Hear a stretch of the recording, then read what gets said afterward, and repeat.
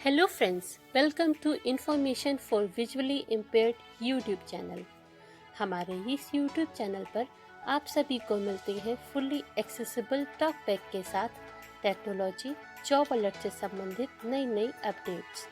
इन नई अपडेट्स को पाने के लिए चैनल को कीजिए सब्सक्राइब और पास में बने बेल आइकन को प्रेस करके कीजिए ऑल पे सेट, ताकि आपको मिल सके हमारी वीडियो की सबसे पहले अपडेट। तो continue watching information for visually impaired YouTube channel. Hello everyone and welcome to the information desk for visually impaired YouTube channel। आज हम बात करेंगे दिव्यांगजन अधिकार अधिनियम 2016 अध्याय 12 के विषय में। दिव्यांगजनों के लिए मुख्य आयुक्त और राज्य आयुक्त। केंद्र सरकार इस अधिनियम के प्रयोजनों के लिए अधिसूचना द्वारा दिव्यांगजनों के लिए मुख्य आयुक्त, जिसमें इनमें इसकी पश्चात मुख्य आयुक्त कहा गया है, नियुक्त कर सकेगी। केंद्र सरकार मुख्य आयुक्त की सहायता करने के लिए अधिसूचना द्वारा 2 आयुक्तों की नियुक्ति कर सकेगी, जिनमें से एक आयुक्त दिव्यांगजन होगा। कोई व्यक्ति मुख्य आयुक्त या आयुक्त के रूप में नियुक्त किए जाने के लिए तब तक अर्हत नहीं होगा जब तक कि उसे पुनर्वास से संबंधित विषयों के संबंध में विशेष जानकारी या व्यवहारिक अनुभव न हो। मुख्य आयुक्त और आयुक्तों को संदेय वेतन और भत्ते तथा सेवा के अन्य निबंधन और शर्तों, जिसके अंतर्गत पेंशन, उपदान और अन्य सेवानिवृत्ति फायदे भी हैं, वो होंगे जो केंद्र सरकार द्वारा विहित किए जाएं।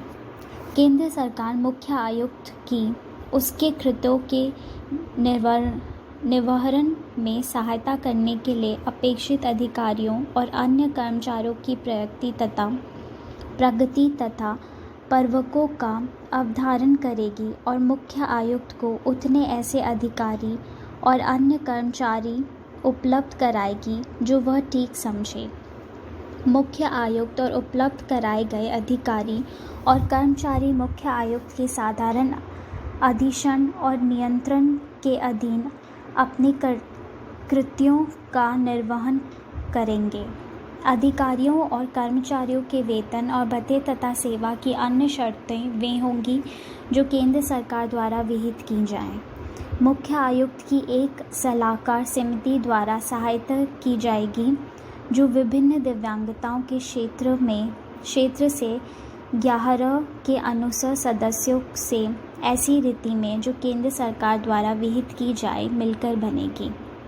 मुख्य आयुक्त स्वप्रेरणा से या अन्यथा किसी विधि के उपबंध या नीति, कार्यक्रम और प्रक्रियाओं की पहचान करेगा जो इस अधिनियम के असंगत है और आवश्यक सुधारकारी उपायों की सिफारिश करेगा। स्वप्रेरणा से या अन्यथा दिव्यांगजनों के अधिकारों को वंचित करने और उन विषयों के संबंध में उन्हें उपलब्ध सुरक्षा उपायों की जांच करेगा जिनके लिए केंद्र सरकार समुचित सरकार है, और सुधारकारी कार्रवाई के लिए समुचित प्रक्रियाओं के पास मामले को उठाएगा। इस अधिनियम द्वारा या उसके अधीन या तत्समय प्रकृति किसी अन्य विधि द्वारा दिव्यांगजनों के अधिकारी के संरक्षण के लिए उपलब्ध सुरक्षा पाएं और पुनर्विलोकन करेगा और उसके प्रभावी कार्यान्वयन के लिए उपायों की सिफारिश करेगा।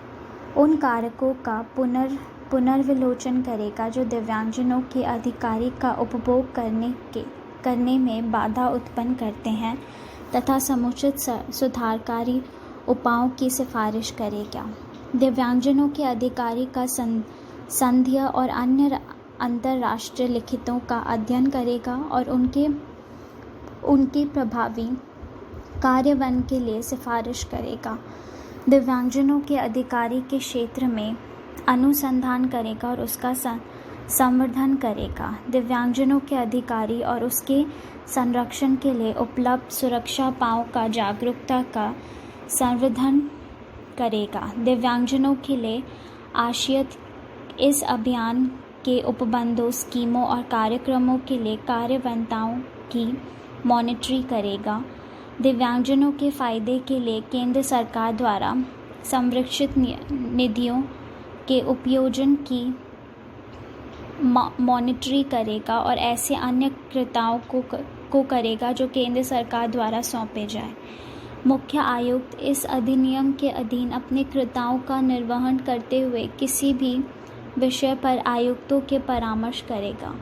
जब भी मुख्य आयुक्त धारा 75 के खंड ख के अनुसरण में किसी प्राधिकारी को सिफारिश करता है तो वह प्राधिकारी उस पर आवश्यक कार्रवाई करेगा और सिफारिश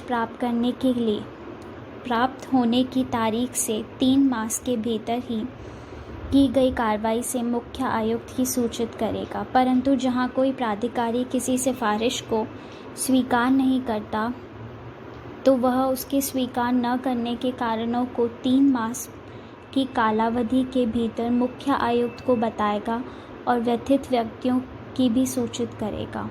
मुख्य आयुक्त को इस अधिनियम के अधीन अपने कृत्यों का निर्वहन करने के लिए प्रायोजना के लिए वही शक्ति होगी जो निम्नलिखित मामलों के संबंध में किसी बात का विचारण करते समय सिविल प्रक्रिया सहित 1908 के अधीन सिविल न्यायालय में निहित है, अर्थात किसी व्यक्ति को समन करना और उसे हाजिर कराना, किन्हीं दस्तावेजों का प्रकटीकरण और पेश किए जाने की अपेक्षा करना, किसी न्यायालय या कार्यालय से किसी लोक अभिलेख या उसके प्रतियों की अध्यपेक्षा करना, शत थपत्रों का साक्ष्य ग्रहण करना और किसी साक्षी या दस्तावेजों की परीक्षा के लिए कमीशन जारी करना। मुख्य आयुक्त के समक्ष प्रत्येक कार्यवाही भारतीय दंड संहिता की धारा 193 और धारा 228 के अर्थात में न्यायिक कार्यवाही होगी तथा मुख्य आयुक्त को दंड प्रक्रिया संहिता 1973 की धारा 195 और अध्याय 26 के प्रयोजना के लिए सिविल न्यायालय समझा जाएगा। मुख्य आयुक्त केंद्र सरकार के लिए वार्षिक रिपोर्ट प्रस्तुत करेगा और किसी भी समय किसी विषय पर विशेष रिपोर्ट प्रस्तुत कर सकेगा जो उसकी राय में ऐसी आवश्यकता या महत्ता की हो कि उसे वार्षिक रिपोर्ट प्रस्तुत किए जाने तक आस्थगित नहीं किया जा सकता है। केंद्र सरकार मुख्य आयुक्त की वार्षिक और विशेष रिपोर्ट के संदर्भ में प्रत्येक सदन के समक्ष उसकी सिफारिश पर की गई कार्रवाई या किए जाने के लिए प्रस्तावित करवाएगी जो सिफारिश को स्वीकार न करने के कारण यदि कोई हो पर इस ज्ञापन के साथ रखवाएगी। वार्षिक और विशेष रिपोर्टों को ऐसे प्रारूप और रीति में तैयार किया जाएगा तथा उनमें ऐसे ब्यूरो अंतर्भुक्त होंगे जो केंद्र सरकार द्वारा विहित किए जाए। राज्य सरकार अधिसूचना द्वारा इस अधिनियम के प्रयोजन के लिए दिव्यांगजनों के लिए एक राज्य आयुक्त, जिसे इनमें इसके पश्चात राज्य आयुक्त कहा गया है, नियुक्त करेगी। कोई व्यक्ति राज्य आयुक्त के रूप में नियुक्त किए जाने के लिए तब तक अहित नहीं होगा जब तक कि उसे पुनर्वास से संबंधित विषयों के संबंध में विशेष जानकारी या व्यावहारिक अनुभव न हो। राज्य आयुक्त को संदेह वेतन और भत्ते तथा सेवा के अन्य निबंधन और शर्तों वे होंगे जो राज्य सरकार द्वारा विहित की जाए। राज्य सरकार राज्य आयुक्त की उससे कृत्यों के निर्वहन में सहायता करने के लिए अपेक्षित अधिकारियों और अन्य कर्मचारियों की प्रगति तथा प्रयोगों का अवधारण करेगी और राज्य आयुक्त को उतने ऐसे अधिकारी और अन्य कर्मचारी उपलब्ध कराएगी जो वह ठीक समझे। राज्य आयुक्त को उपलब्ध कराए गए अधिकारी और कर्मचारी राज्य आयुक्त की साधारण अधिशरण और नियंत्रण के अधीन अपने कृत्यों का निर्वहन करेंगे। अधिकारियों और कर्मचारियों के वेतन और भत्ते तथा सेवा की अन्य शर्तों पर होंगी जो राज्य सरकार द्वारा विहित की जाए। राज्य आयुक्त की एक सलाहकारी समिति द्वारा सहायता की जाएगी जो विभिन्न दिव्यांगताओं के क्षेत्र में 5 से अन्य यून सदस्यों से ऐसी रीति में जो राज्य सरकार द्वारा विहित की जाए मिलकर बनेगी।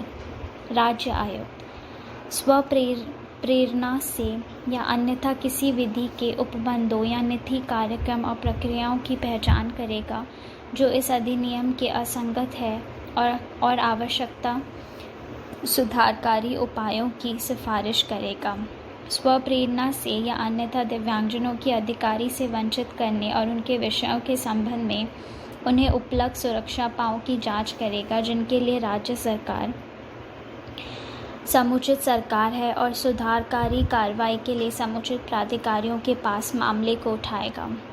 इस अधिनियम द्वारा या उसके अधीन का तत्समय विरचित किसी अन्य विधि द्वारा दिव्यांगजनों के लिए अधिकारियों के संरक्षण के लिए उपलब्ध सुरक्षा उपायों और पुनर्विलोकन करेगा और उनके प्रभावी कार्यान्वयन के लिए उपायों की सिफारिश करेगा। उन कारकों का पुनर्विलोकन करेगा जो दिव्यांगजनों के अधिकारी का उपभोग करने में बाधा उत्पन्न करते हैं तथा समुचित सुधारकारी उपायों की सिफारिश करेगा। दिव्यांगजनों के अधिकारी के क्षेत्र में अनुसंधान करेगा और उसका संवर्धन करेगा। दिव्यांगजनों के अधिकारी को और उनके संरक्षण के लिए उपलब्ध सुरक्षा उपायों का जागरूकता का संवर्धन करेगा। दिव्यांगजनों के लिए आशयित पर अधिनियम के उपबंधों और स्कीमों कार्यक्रम के कार्यान्वयन को मॉनिटरी करेगा। दिव्यांगजनों के फायदे के लिए राज्य सरकार द्वारा संरक्षित निधियों के उपयोजना की मॉनिटरी करेगा और ऐसे अन्य कृत्यों को करेगा जो राज्य सरकार द्वारा सौंपे जाएं। जब भी राज्य आयोग द्वारा 80 के खंड ख के अनुसरण में किसी प्राधिकारी को सिफारिश करता है तो वह प्राधिकारी उस पर आवश्यकता कार्रवाई करेगा जो सिफारिश प्राप्त होने की तारीख से 3 मास के भीतर की गई कार्रवाई से राज्य आयोग को सूचित करेगा। परंतु जहां कोई प्राधिकारी किसी सिफारिश को स्वीकार नहीं करता है तो वह उसके स्वीकार न करने के कारणों को 3 मास की कालावधि के भीतर दिव्यांगजन राज्य आयुक्त को बताएगा और व्यथित व्यक्ति को भी सूचित करेगा। राज्य आयुक्त को इस अधिनियम के अधीन अपने कर्तव्यों का निर्वहन करने के लिए प्रयोजना के लिए वही शक्तियाँ होगी जो निम्नलिखित मामलों के संबंध में किसी बात का विचारण करते समय सिविल प्रक्रिया सहित 1908 के अधीन सिविल न्यायालय में निश्चित है, अर्थात किसी व्यक्ति को समन करना और उसके हाजिर कराना, किन्हीं दस्तावेजों का प्रकटीकरण और पेश किया जाना, किसी न्यायालय या कार्यालय से किसी लोक अभिलेख या उसके प्रतियों को अध्यपेक्षा करना, शतपत्रों का साक्ष्य ग्रहण करना और किसी साक्षी या दस्तावेजों की परीक्षा के लिए कमीशन जारी करना। राज्य आयुक्त के समक्ष प्रत्येक कार्यवाही भारतीय दंड संहिता की धारा 193 और धारा 228 के अर्थों के न्यायिक कार्यवाही होगी तथा मुख्य आयुक्त और दंड प्रक्रिया संहिता 1973 के धारा 195 और अध्याय 26 के प्रयोजन के लिए सिविल न्यायालय समझा जाएगा। राज्य आयुक्त राज्य सरकार को एक वार्षिक रिपोर्ट प्रस्तुत करेगा और किसी भी समय किसी विषय पर विशेष रिपोर्टिंग प्रस्तुत कर सकेगा जो उसकी राय में ऐसी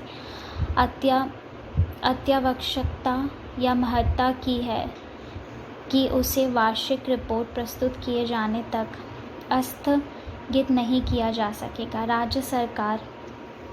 राज्य आयुक्त राज्य आयुक्त की वार्षिक और विशेष रिपोर्टिंग के द्वारा विधानमंडल में प्रत्येक सदन के समक्ष उसकी सिफारिशों पर की गई कार्रवाई या किए जाने के लिए प्रस्तावित करवाएगी और सिफारिशों के स्वीकार न करने के कारण यदि कोई हो तब एक ज्ञापन के साथ रखवाएगी। वार्षिक और विशेष रिपोर्टों को ऐसे प्रारूप और रीति में तैयार किया जाएगा तथा उनमें ऐसे ब्यूरो अंतर्विष्ट होंगे जो राज्य सरकार द्वारा विहित की जाए। बस आज के लिए इतना ही। Thank you.